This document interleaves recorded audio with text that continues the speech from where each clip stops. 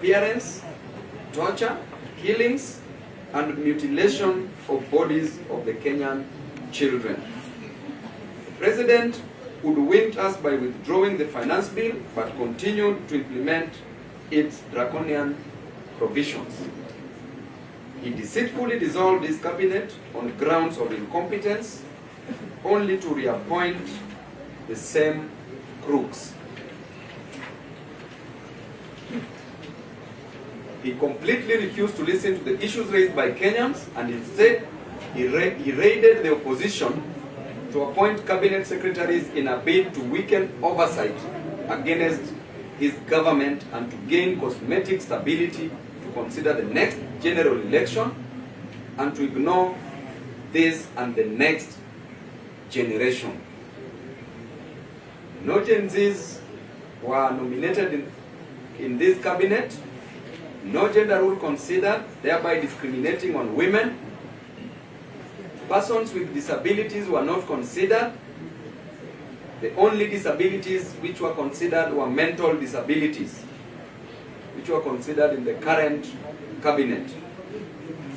Fellow Kenyans, these last few weeks, I have been to the mortuaries in this country helping desperate parents, siblings and relatives, neighbors and friends identify the bodies of their loved ones brutally murdered and bodies dumped in quarries or wrongly registered to conceal murder by the state.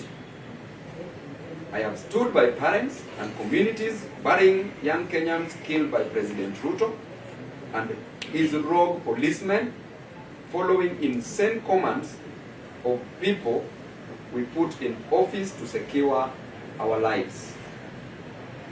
As I speak today, so many parents and relatives are still distressed and emotionally broken as they try to search for their young children abducted by these Kenyans who are agonizing because Ruto is antagonizing instead of organizing this country, and therefore he should be disorganized by Kenyans.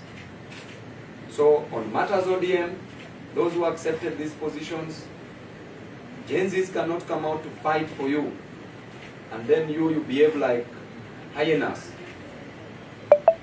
Gen Zs died, people died, other Kenyans died because of this. You are not party to it. Why should you accept these positions? That is a show of greed, and that should never be tolerated. That is a decision I'm giving as Babu Owino, not as ODM, although I'm in ODM.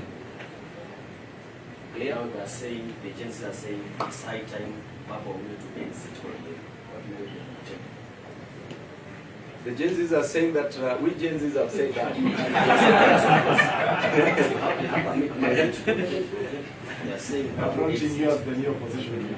Yeah, actually, from today henceforth, I'm the chief opposition leader because there are so many jokes doing rounds.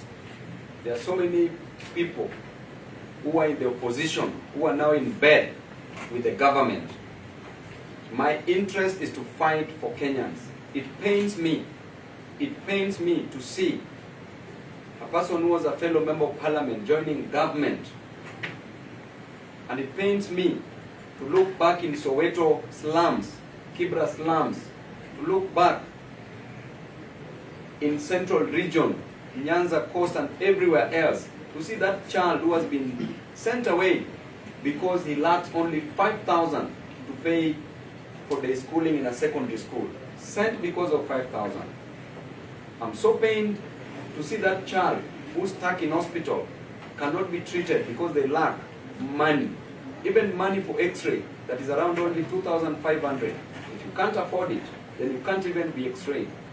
I'm so pained to see our young men and women moving around without jobs, seeing a boda rider in the sun from morning to evening, only gaining 50 shillings to 100 shillings in a day.